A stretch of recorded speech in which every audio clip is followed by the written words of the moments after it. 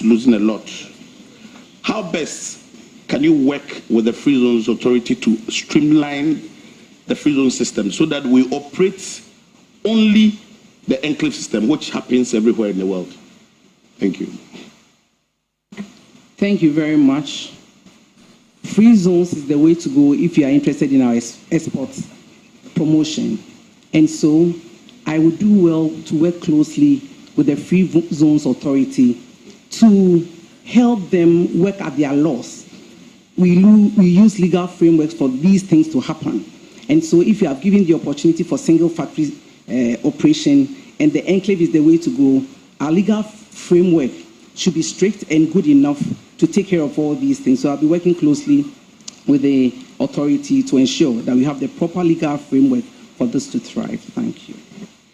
So on this note, it is clearly, I mean, as far as I'm concerned, that you know that the free zones concept and the law, Act 504/1985, has become very outmoded. I mean, it's not consistent with what happens in the whole worldwide free zones ecosystem.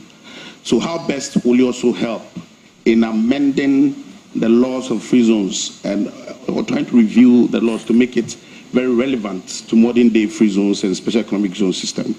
Thank you, Mr. Chairman. Thank you, Honorable Chair.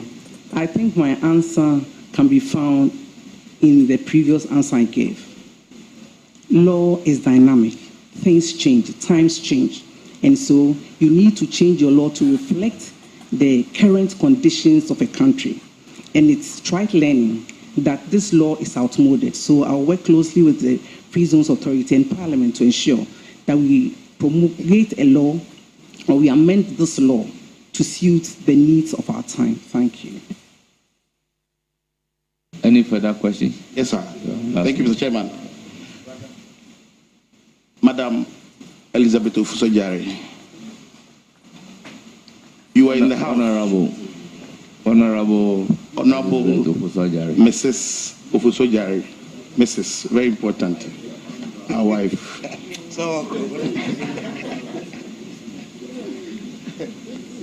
She's the wife of Koforidua, so our wife. Very important. So you were in the House when the former Minister of Trade and Industry submitted a proposal on import restrictions on 22 different commodities to the House.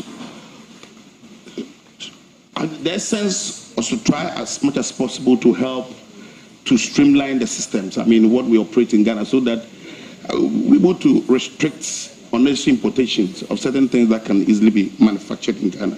What is your opinion on limiting the importation of certain commodities to reduce the outflow of foreign exchange? Thank you, Honorable Chair. I know this has come about as a result of stakeholder consultation, as a result of evidence of practice. If I get the opportunity and I go to the Ministry of Trade, Agribusiness and Industry, I'll also have the benefit of the reasons why these commodities have been listed. And then I should be able to give an informed opinion after I've looked at the situation as it is. Thank you very much. Thank you very much. I will proceed to give the floor to Honorable Atamios. Mr. Chair, please, it's left my last question. So, please, this is the third question. No, this is if you have a follow-up, so if you have a follow-up, the first question was a substantive question. Yes. The second question was on the law. Yeah. And then the third question that you have asked is the proposal. No, the second question on the free zones was a follow-up. Go ahead and ask. So this is the last question, sir. Thanks so very much. Honorable Mrs. Ofusojari, our wife. Yes, very, very proud. The concept of the African Continental Free Trade Area has come to stay. It's like social media. Nobody can do anything about it.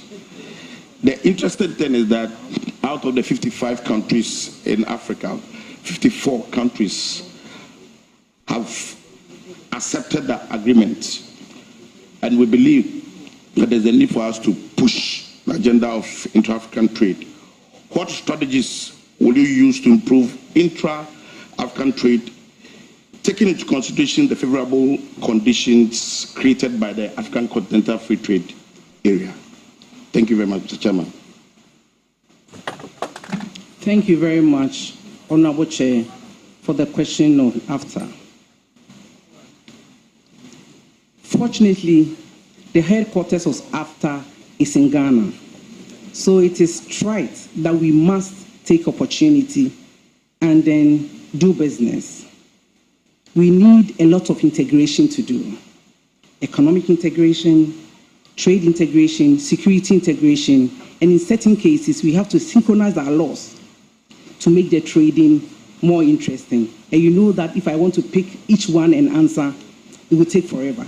But the fact of mentioning this will show you that I know exactly what it is. Thank you. Mr. Chairman, on this note, I want to formally, on behalf of Koforidua, congratulate you in advance. Thank you very much. Thank you. It's now the turn of Honorable Samuel Atamis.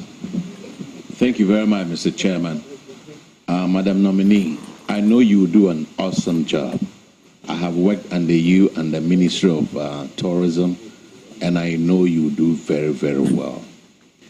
As the Member of Parliament for Komenda, Edna Eguafo Abrim, I want to ask you about Komenda Sugar Factory. The last government tried to make it into a white elephant. What has been your brief on Komenda Sugar Factory, and what is the way forward? Thank you very much. I've had a quick Nominee, you can proceed to answer the question.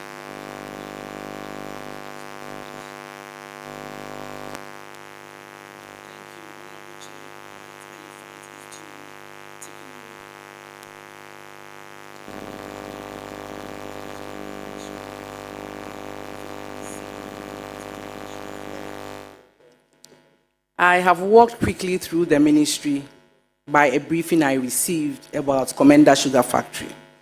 I've been told that as we speak, it is not operational. And one of the major challenges the factory has suffered was the lack of raw material to feed that industry and some missing parts. I've also been told that monies were released to solve these problems. And the total health of the factory should be done after an evaluation. And so I will work to ensure that we know the actual health of the factory. But it's obvious that we need that factory to work for the benefit of Ghanaians, because we are importing about $500,000 worth of sugar into this country. And so once I take office, I'll work together with the ministry to ensure that we assess the health of the factory and do whatever it takes to put the factory on stream by whatever means to ensure that Ghana benefits from that monumental project. Madam, how long do you foresee that it may take for us to operationalize this factory? I have paid a visit to the place. Everything is intact, and we are ready to see it operational. So what is the timeline that you would give to the good people of Komenda, Edna, Eguafo, Abrim? Thank you very much for the question. The answer is expeditious timeline. Thank you. Thank you very much, Mr. Chairman. I think I have all the answers that I need. Thank you. And Madam, you do an excellent job. Thank you very much. It's now the time for Honorable Alassane Omar. Thank you, Chairman. Madam Nominee, congratulations. Thank you. Listening to you shows you will do a marvelous job at the ministry, helping His Excellency John Dramani Mahama to reset the agenda. My question is about the resetting agenda. In this, according to the NDC manifesto, what is your take on the amendment of the 2020 Act 1014 in order to encourage and promote businesses at Kokumpe, Kumasi Magazine, Abosorkai, and among others, which collapsed under the elsewhere Nana Akufo-Addo administration? Thank you. Act 2020, and which was amended. Customs Amendment Act. Oh, no, I have it. It's stated. Oh, it's not. Hello, order. Please, if you are going to refer to a law, refer to the law well. Please, answer the question. Thank you, Honorable Chair. I am excited that I know the law he's referring to. I think it's that portion that deals with the importation of scrapped cars. In the 120-day manifesto of the NDC, that law will be reviewed. This will be done with to climate change in mind. improve the It will be done with the new automobile industry also in mind. And so a quick look at all these interests will guide us into what will go into the amendment. Thank you. Any further question? Chairman, I'm done. I wish her well. I will then give the floor to Honorable Ritana Odole. Thank you very much, Chairman. I want to congratulate my Ghana students. I call her my Ghana student, and she's a very fast learner. Congratulations on your nomination by His Excellency John Dramani Mahama, the President of the Republic of Ghana. Honorable nominee, I want to find out, as you are going to the Ministry of Trade, Agribusiness and Industry, what are some of the plans you would have for women in the informal sector, as well as persons with disability in these sectors, to enable them to also have opportunities in this industry? Thank you very much for this question, Honorable Chair. Fortunately, the Parliament of Ghana has passed the Affirmative Action Law. That's the Affirmative Action Act 2024. The whole essence of the law, if I take you with the greatest respect to Section 1, with your kind permission, I read. The object of this act is to ensure the attainment of gender equity in the political, social, economic, educational, and cultural spheres of the society. With your kind permission, I move to 3. The government will promote policies and programs to redress the political, economic, and educational gender imbalance in the public and private sectors.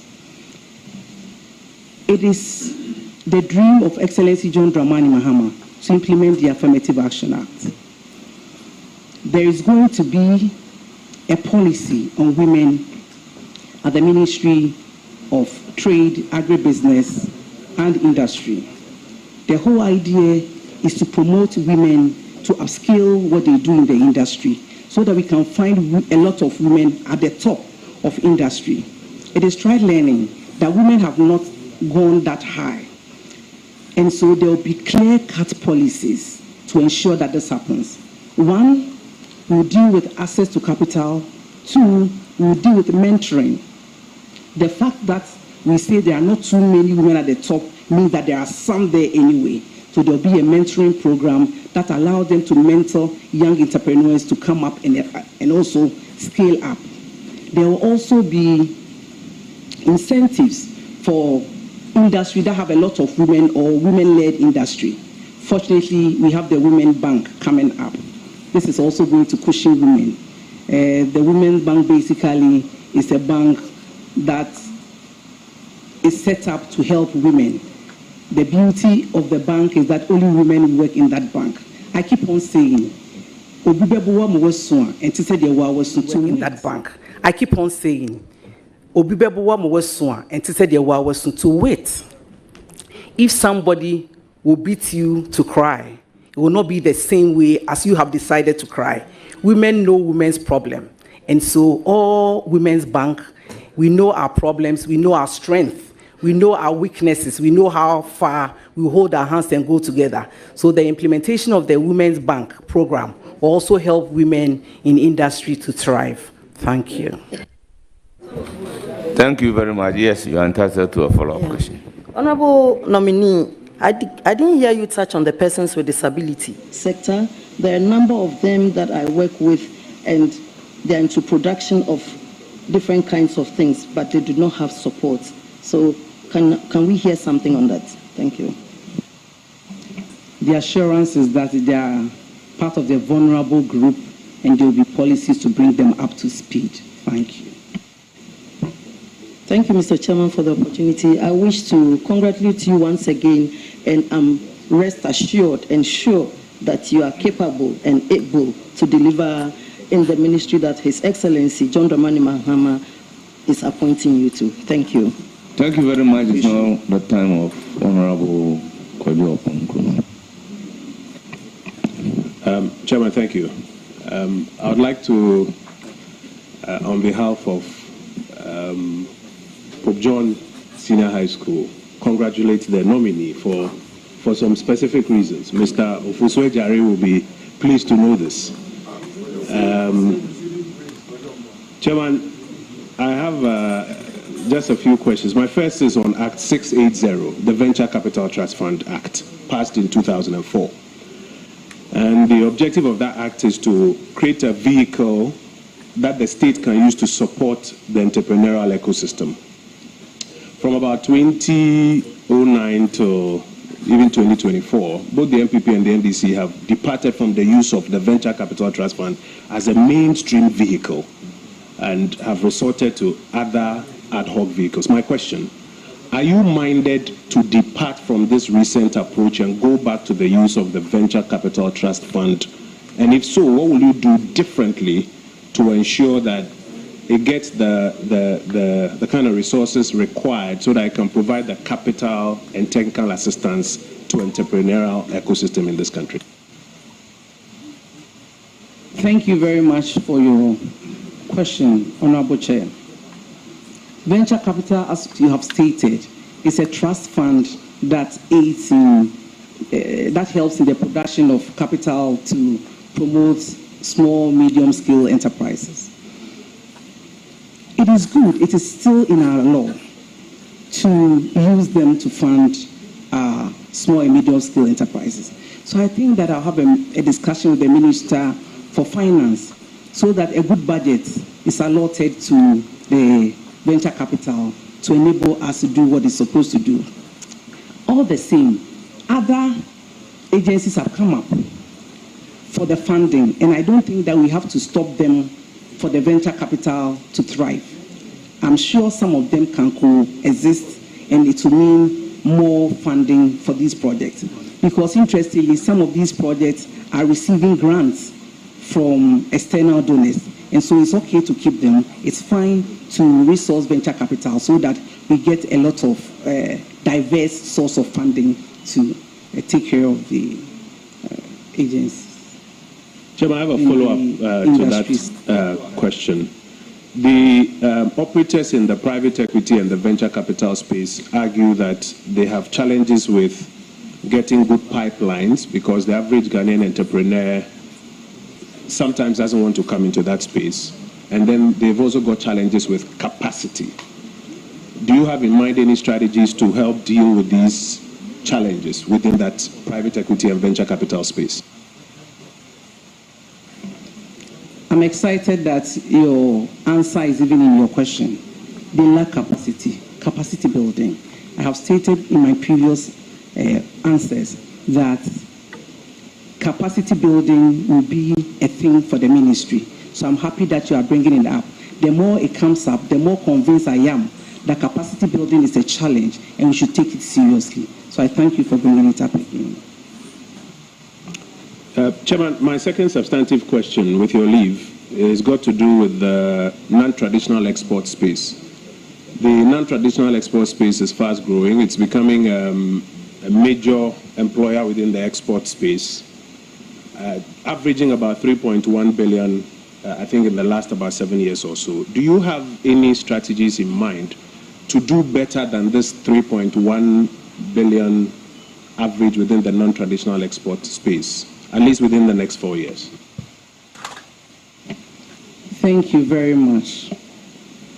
There is certainly policies to ensure that we do better than this, because that is the advantage we have as a country. Our agriculture is great, and the business side must yield the positive results that we are looking for. It is obvious that most of these companies doing the exports are doing one shift. The 24-hour economy seeks to do one industry, 3 shifts, 3 people.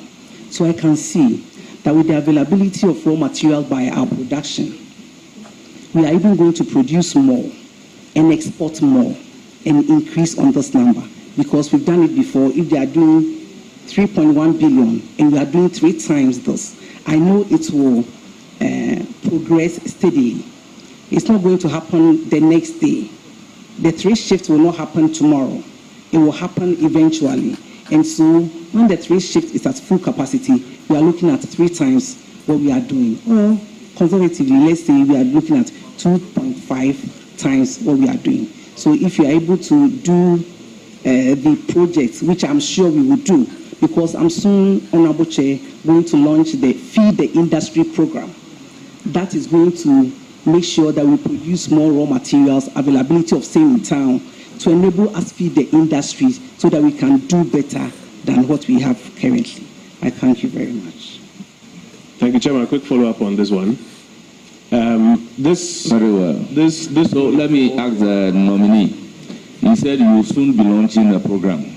That is based on the assumption that you are approved. Exactly, Honorable Chair. In the likely event that I'm approved, I'll launch this project. Thank you. Thank you very much.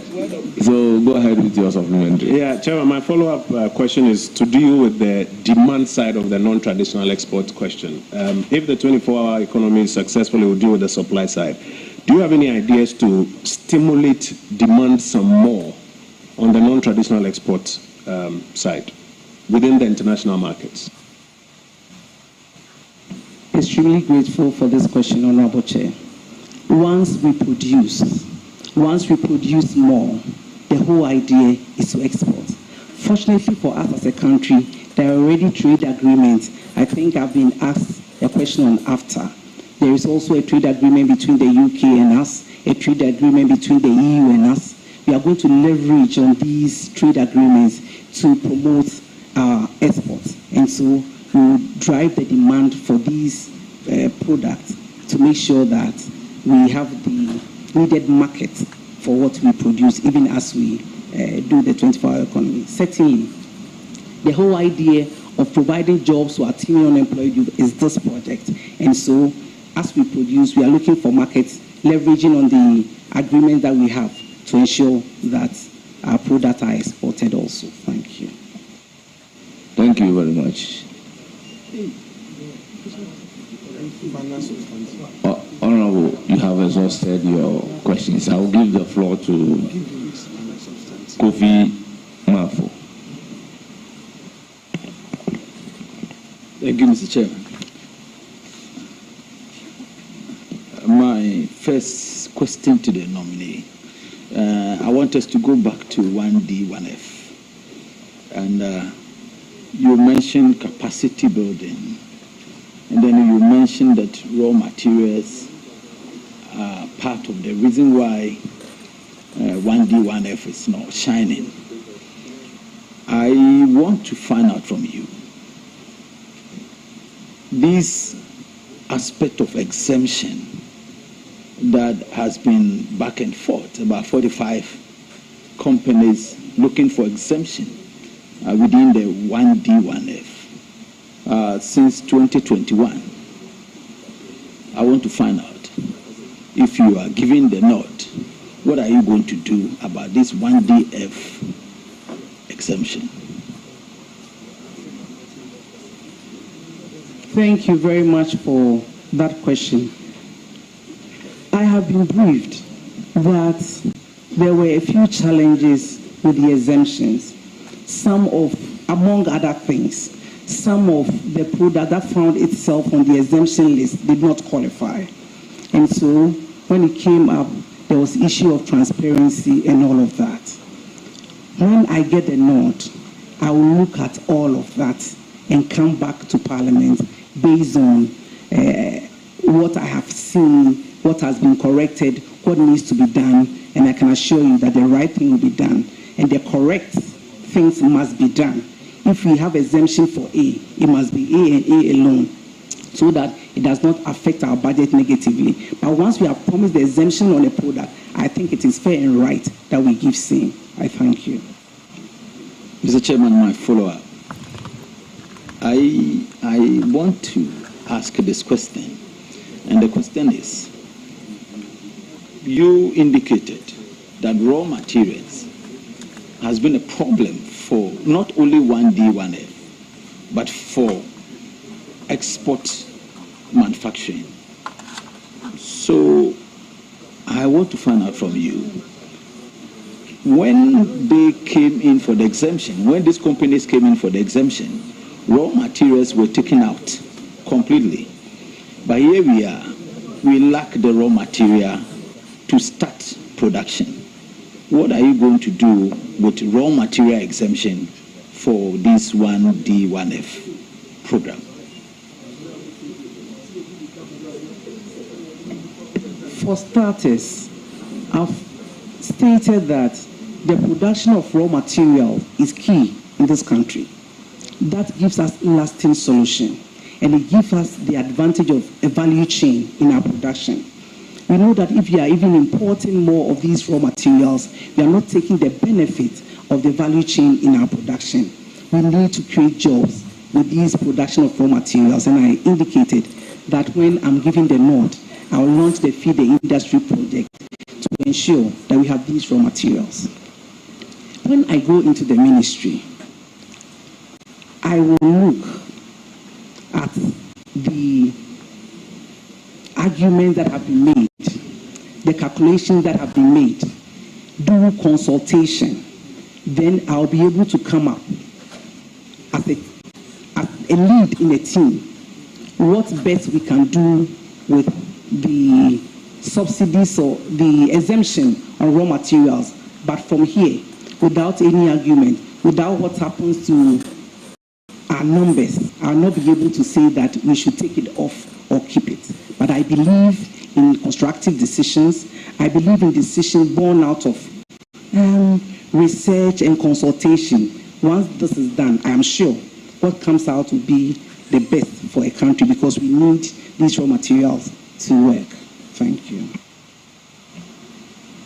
Honorable Nomi, per your manifesto, NDC manifesto, you propose incentives to support the private sector. That is part of your manifesto. Fortunately, you are going to be the trade minister, and the Akufo-Addo government brought in Ghana Enterprises Agency, which is seeking to assist micro, small, and medium enterprises, and then also look at gender issue as well, youth, women, and then person with disability. I want to find out from you, what are you going to do? Are you going to improve on the existing Ghana Enterprises Agency that has been able to sustain over thousands of people within the period that it was formed. Are you going to continue with the program, or you have a special initiative for small, medium enterprises?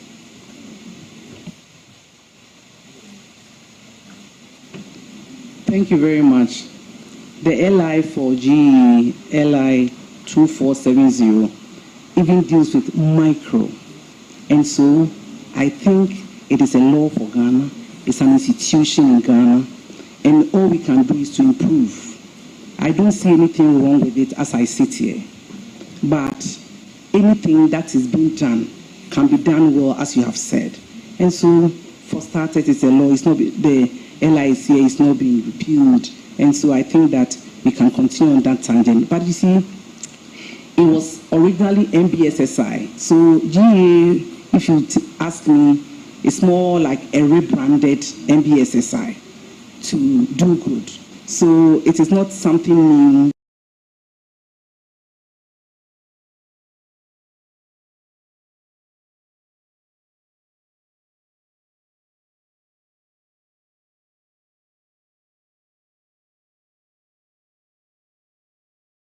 Cancel it. It's been rebranded to do more than MBSSI was doing. And I think that it is fair for us to also improve on this so that we are moving forward as a country. It is for Ghana, and Ghana must always win. Thank you.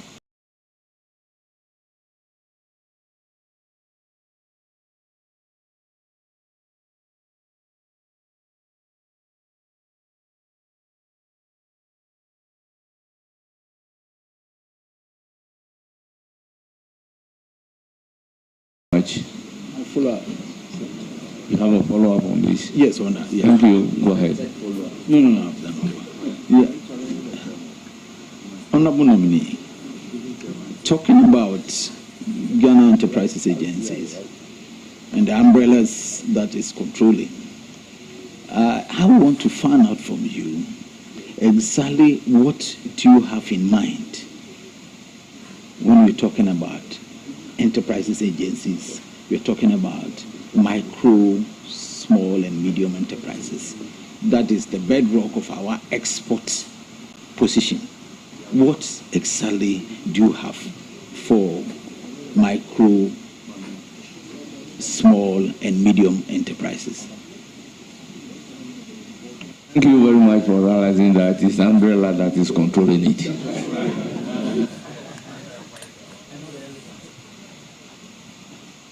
Please, your answer to the question.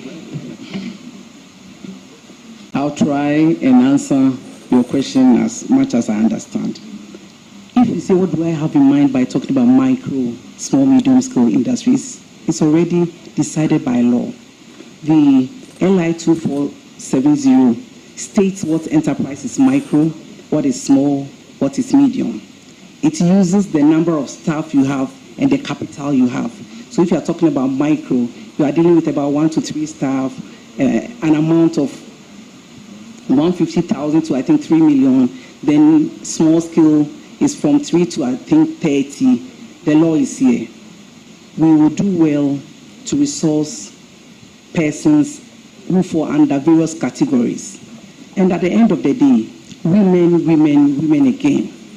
Because of the affirmative action, we must be conscious of training more women. We must be conscious of giving access to more women in the space of the economy. And so we continue to do their mandate and even do it better. So thinking about the vulnerable, like the disability, people with disability, to work well with them. Thank you. Thank you My last very much. No, Please, last you are not entitled to. You said this is your supplementary, last supplementary question. So please, I'll give the floor to Honorable Muhammad Shaibu.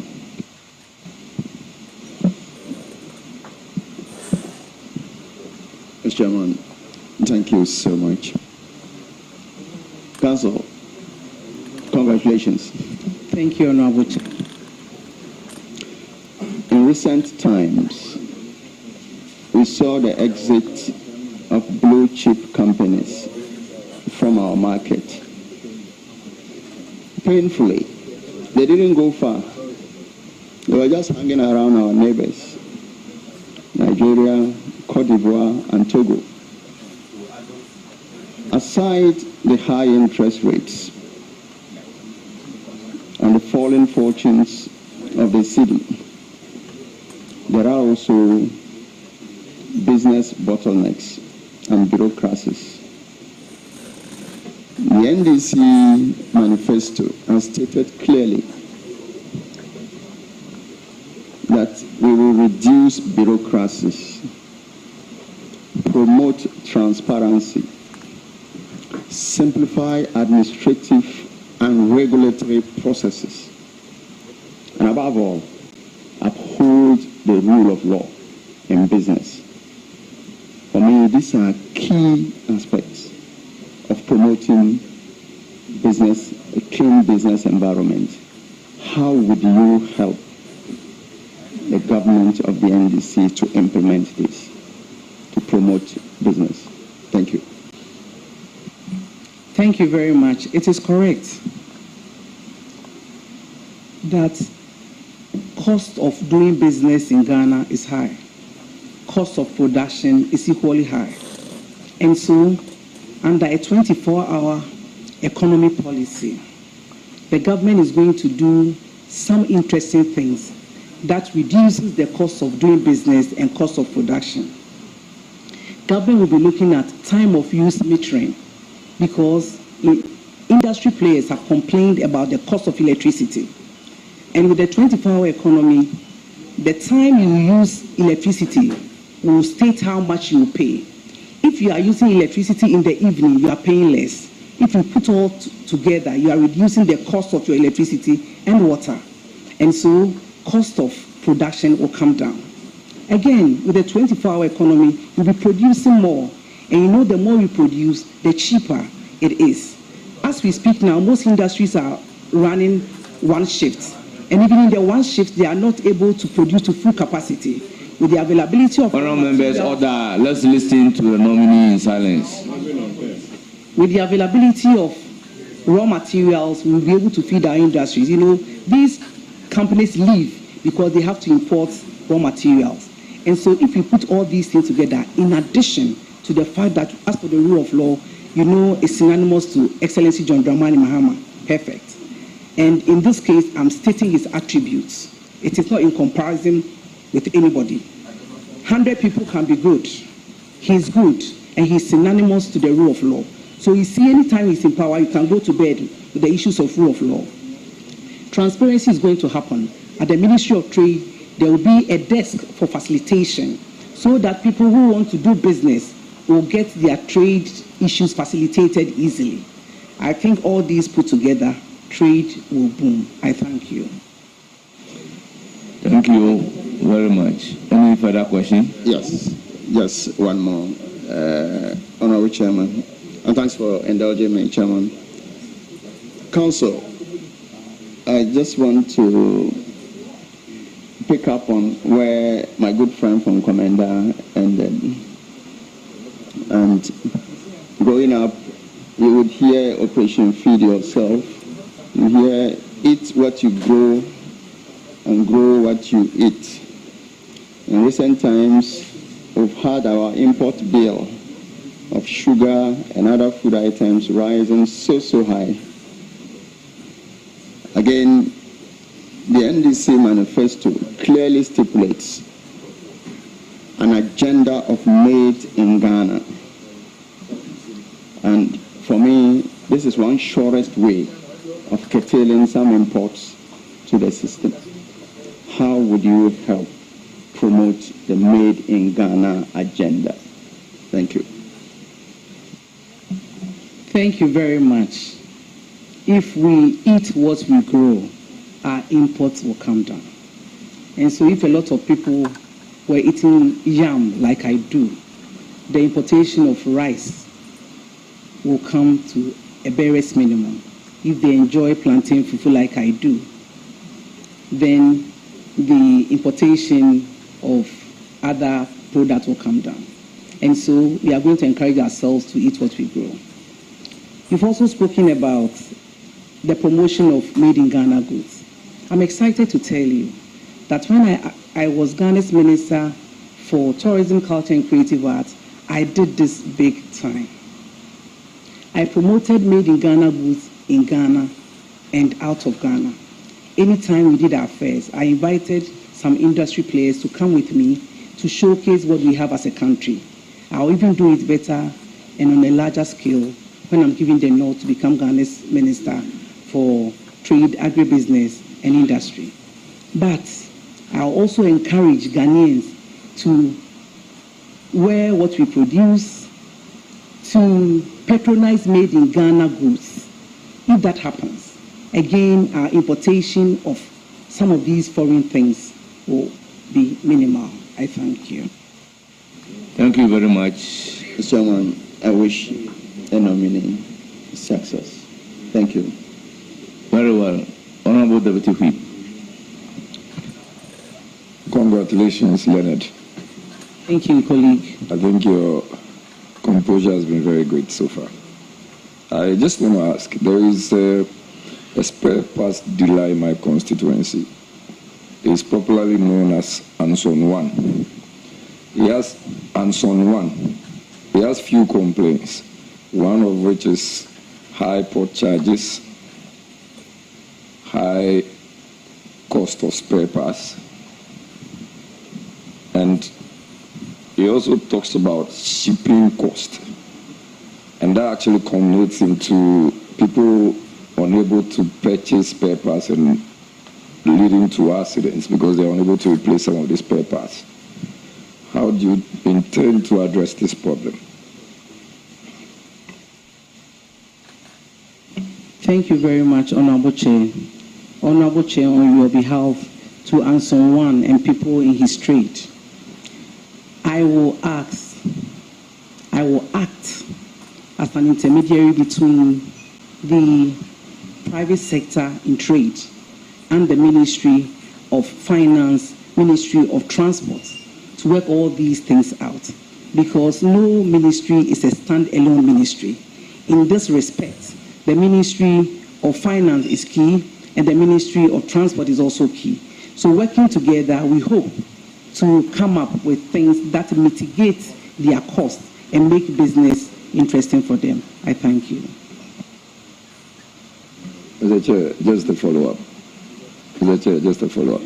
So do you, in particular, have some arrangements in mind for spare parts dealers in Abosso, Kai, and what have you?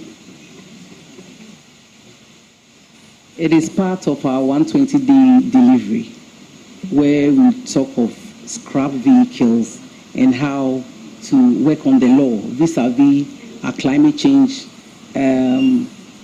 responsibilities in our new automobile industry. And then, fortunately, there are industries that are coming up that produce some of these spare parts in Ghana.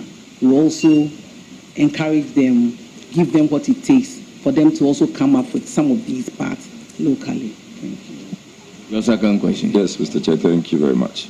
So my second question is, given the significance of the African Continental Free Trade Area, how do you plan to maximize Ghana's position within the regional trade bloc to boost intra-Africa trade?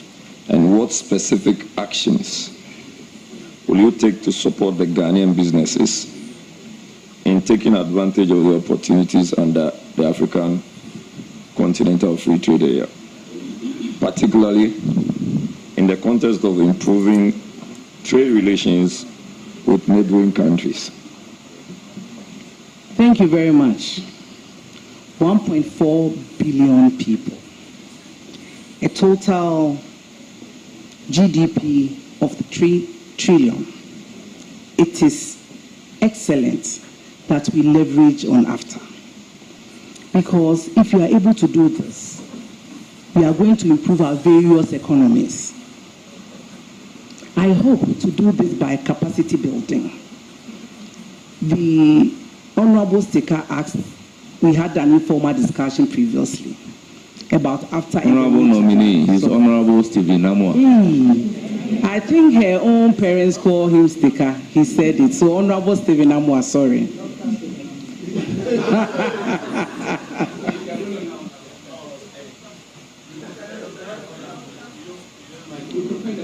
Dr. Stephen Amwa, popularly known as Sticker. Very well. Yes. We had a discussion about AFTA.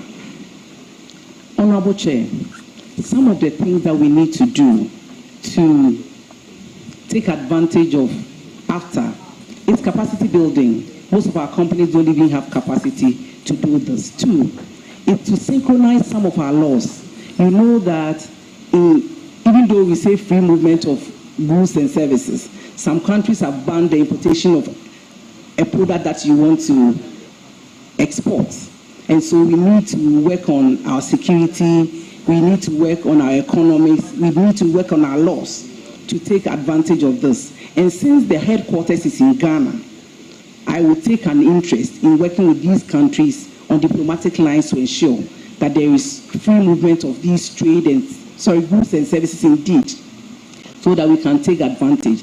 In respect of the 24-hour economy, our business is to take advantage of AFTA and other trade agreements so that we can export most of the things that we produce.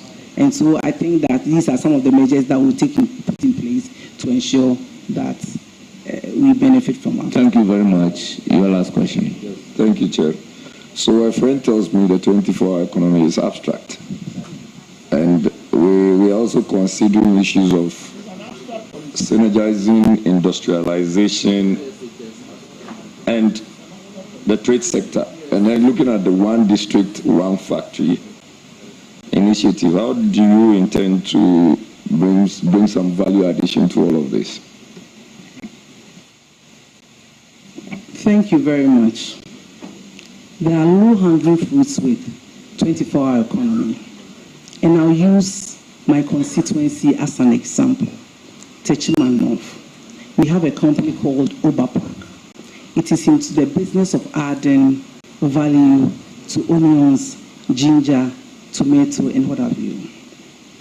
We also have Tubodom. We have Arowa, where we produce a lot of tomato and pepper.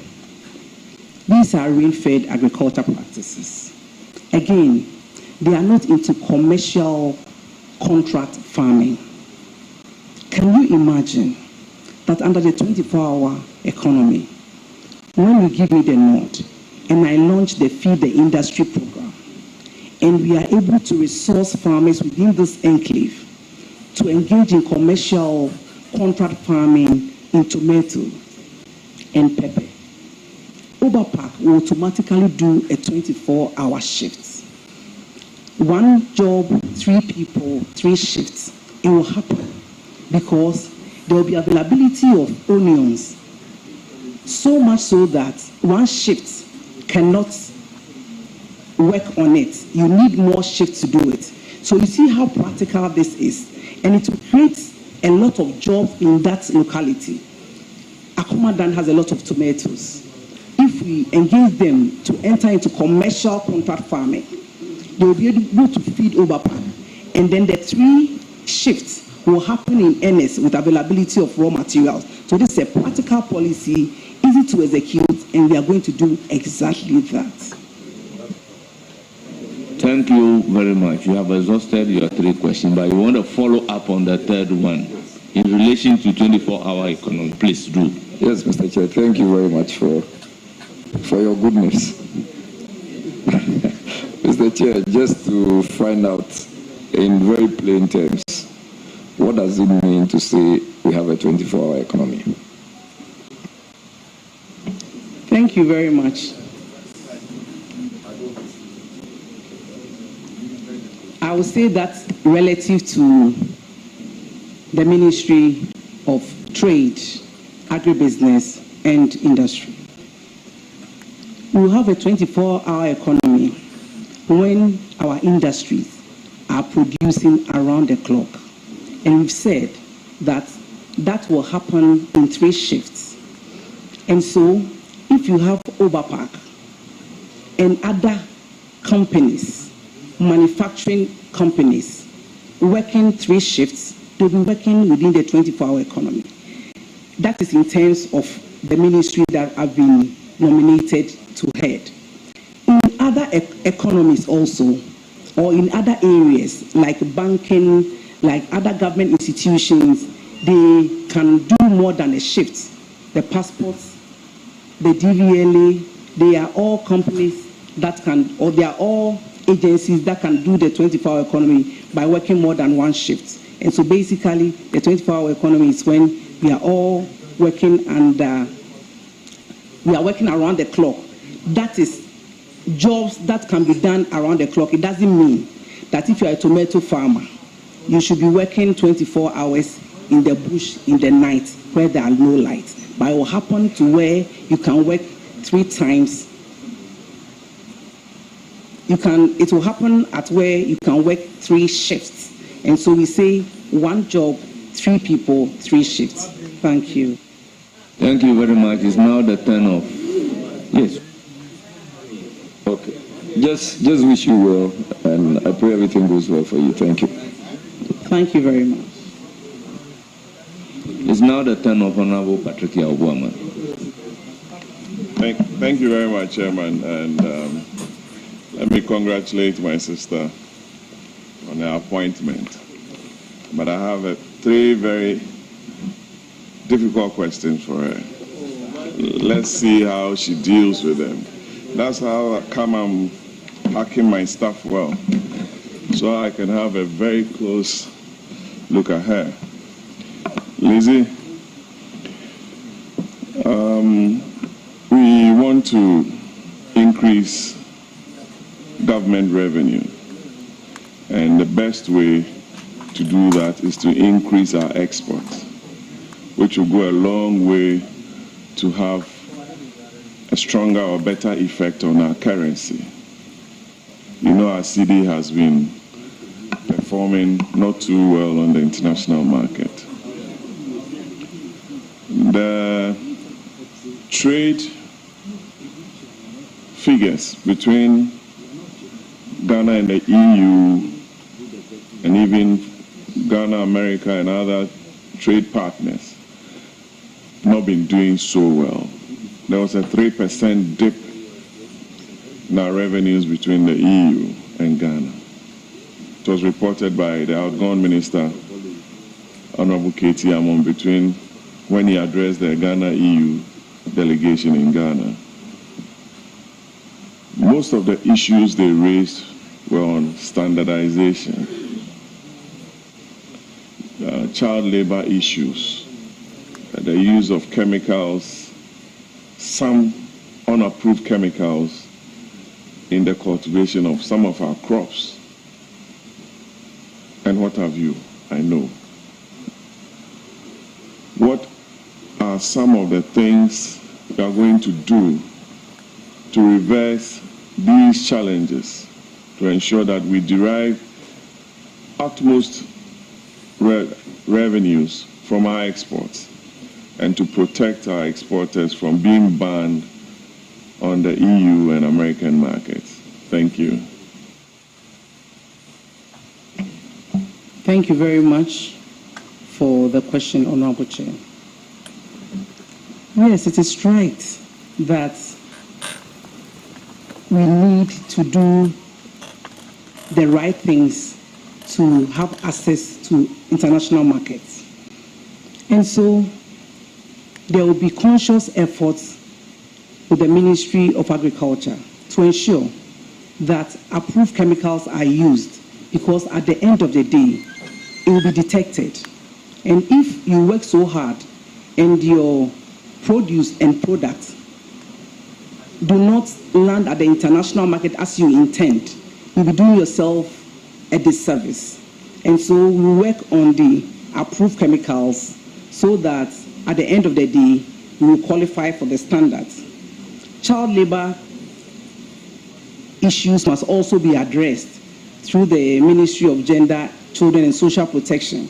And so I'll be working closely with the Minister for Gender and Social Protection and Children and Social Protection to ensure that the issue of child labor is addressed. As for standardization, we need to up our game as a country. Sometimes, lack of knowledge. And so if we do capacity building, we should be able to fall within the standards. When all these things are done right, our exports will go up, the intended revenues will be received, and then at the end of the day, we will have a stabilized economy. Thank you. Thank you. Chairman, I don't have a follow-up question on that. I'll go straight to my second question on cross-border trade challenges.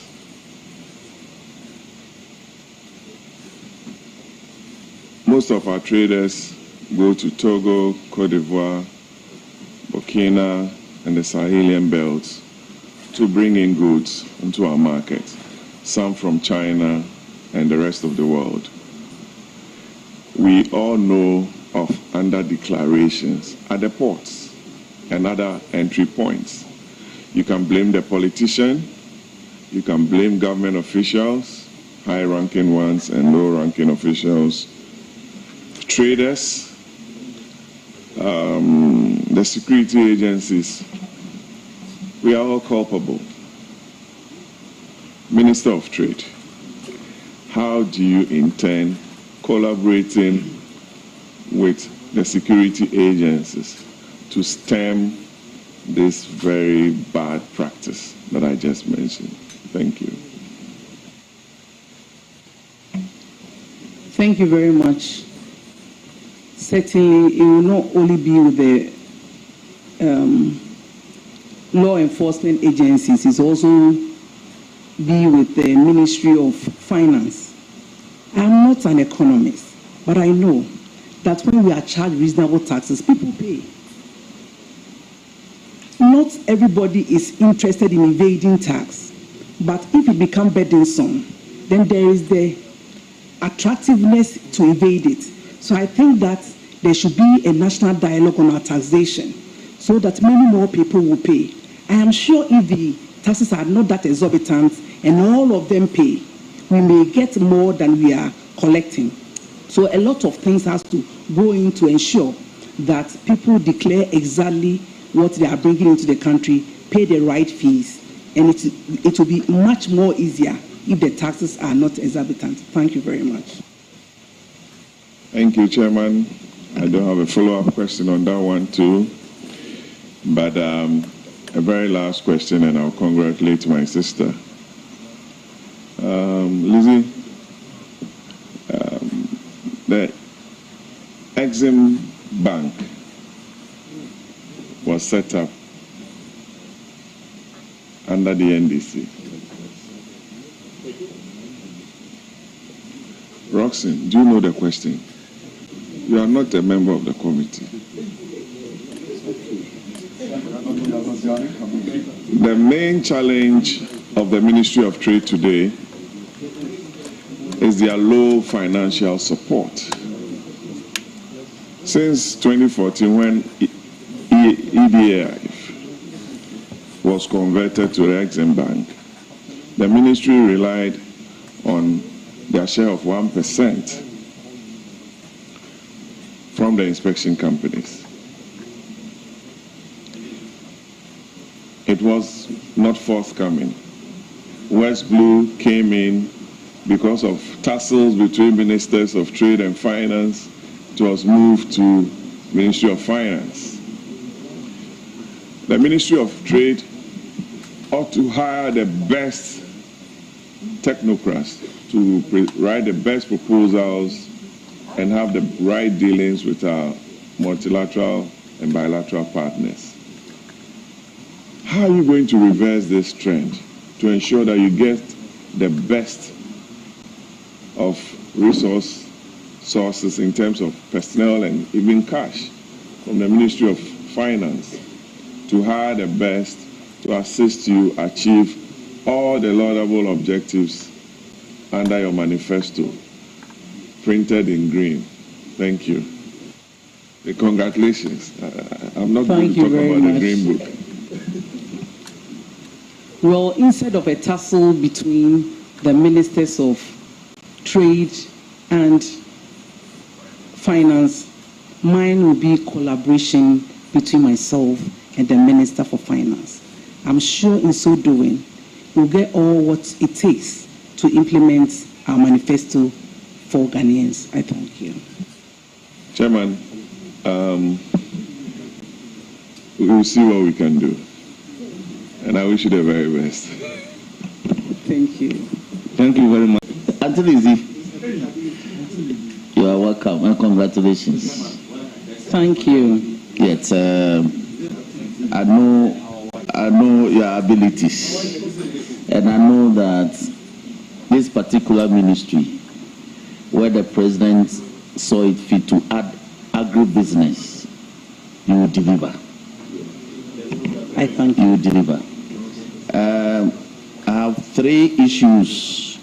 I've been associated with the Trade and Tourism Committee for some time, and I understand the issues. 1, in respect of the Ghana Standards Authority, in Act 1078, and all the airlines that we passed for them, including the National Quality Policy, as well as the what we call the Product Certification Guidelines. There's no provision that mandates the GSA to extend the shelf life of products.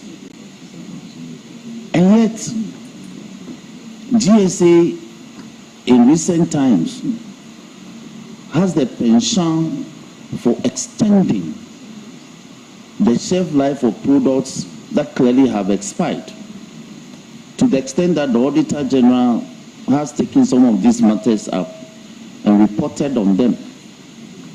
It's a breach of 1078.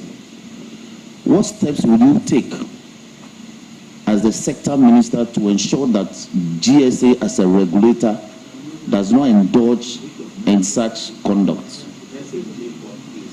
At 1078. Please. Thank you very much.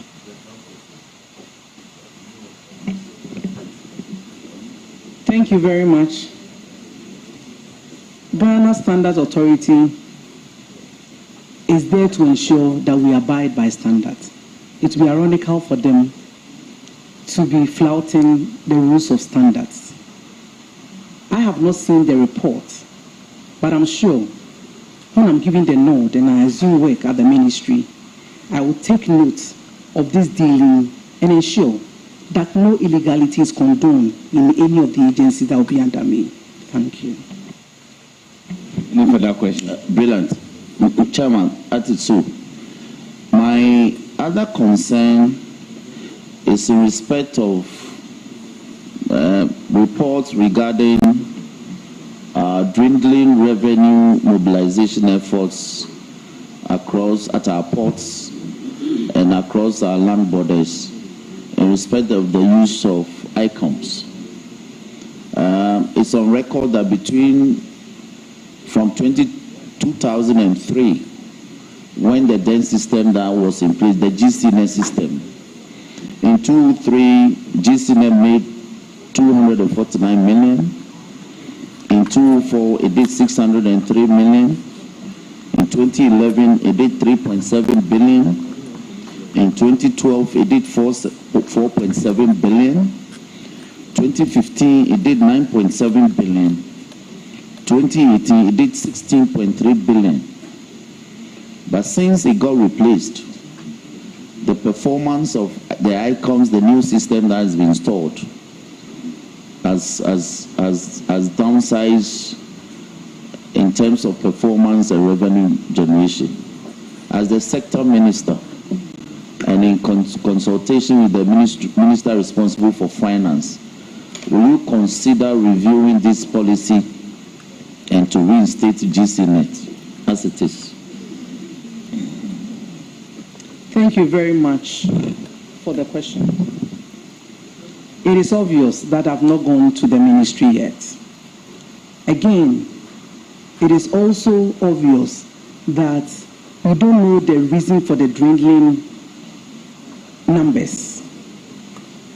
There is nothing at this point to tell me the reasons why the numbers have come down.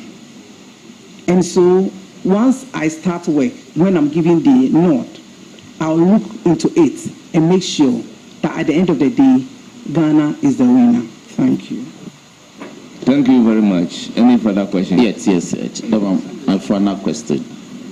That's a brilliant answer, I must say. Now, my constituency is Sabdine. We are quite rural. In Peki Agbate especially, we had an agro scheme called the Agbate Farm System. It's in a deplorable state now. That's why I'm happy the agro business has been added to your ministry as by way of policy initiatives.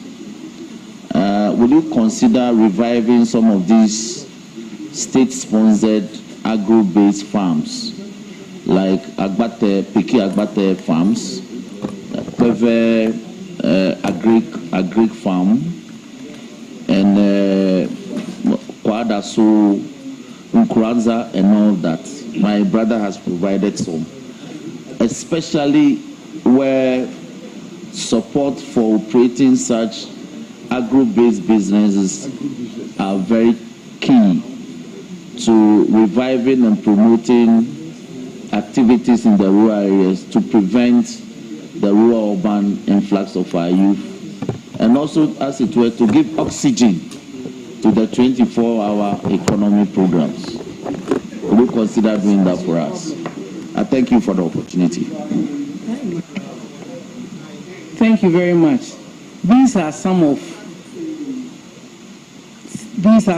the programs that I can say yes before I start work, when I'm giving the nod, because already the Feed the Industry project is there, and especially with these farms that have large tracts of land, they are good to go and they can fill in easily, because you are interested in commercial contract farming, and if the facility is there, revamping it shouldn't be a problem at all. I thank you.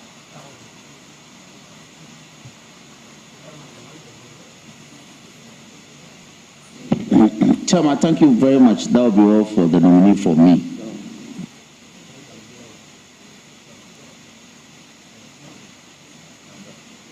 Thank you very much. We move to the turn of Honorable Ranking Member.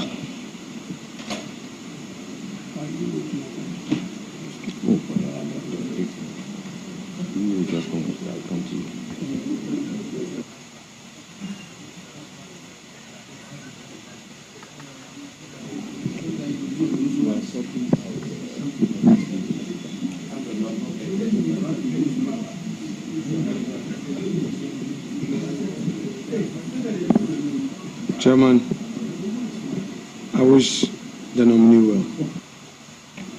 Thank you. Thank you very much.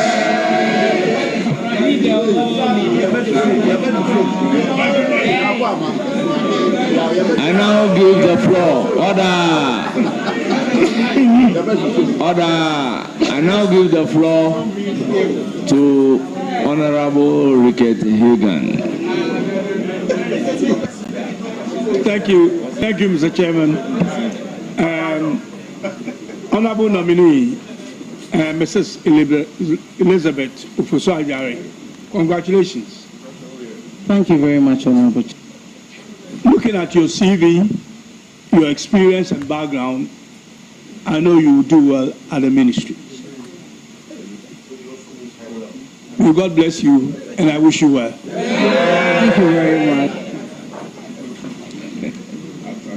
Thank you very much, Honorable members. For the Minister Designate for Trade, Agribusiness and Industry,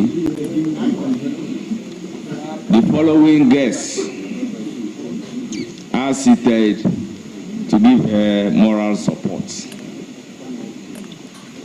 Nana Kweku Jan Luokuo II, Ufuman Traditional Council, Ufuma Traditional Council, Nana Yebua Kukua III, Awuwahini and Jasehini of the Chima Traditional Council,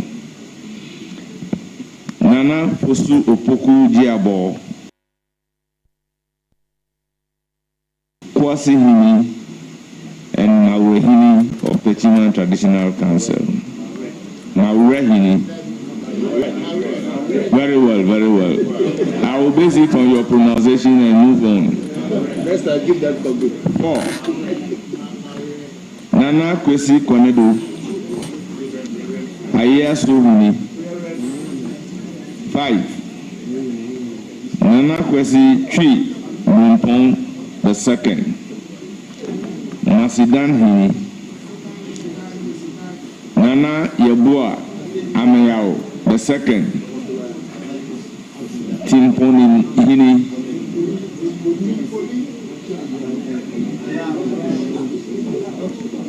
Nana Yabua Ameyao Kokoroko Hini. Nana Intim Abua Tuabore Tuabodom Manhini Tuabodom Manhini Adontihini Techiman Traditional Council. Dr. Lawrence Ofosu Ajare of the nominee. Most Reverend Father Pius Frimpong, Our Lady of Calvary Grotto Techiman. Justice Dennis Ajay, Justice of the Court of Appeal. Lawyer Kwame Osu Secretary, President Ashanti Regional Bar Association. Siblings of the nominee, Chairman Abubakar Sadiq, and Techiman North Constituency Executives. Honorable Annie Osei Okra, Mr. Agolozo, former NDC Chairman, the representative of GUTA and representative of Association of Ghana Industries. You are welcome.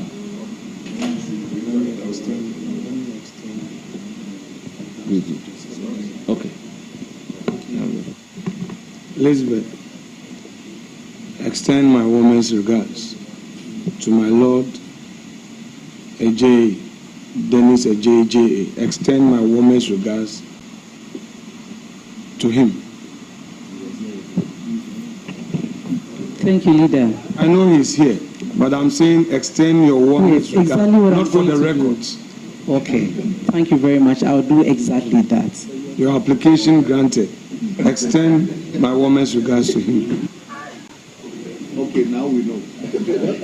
The leader is on record by saying not for the record.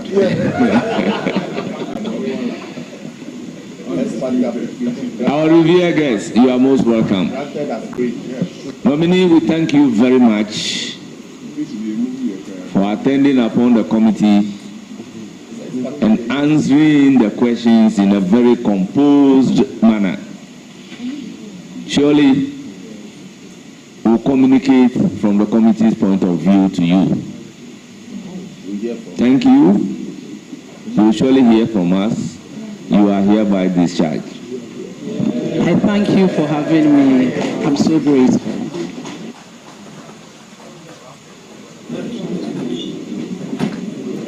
Panel members, we'll take a break and shortly come back.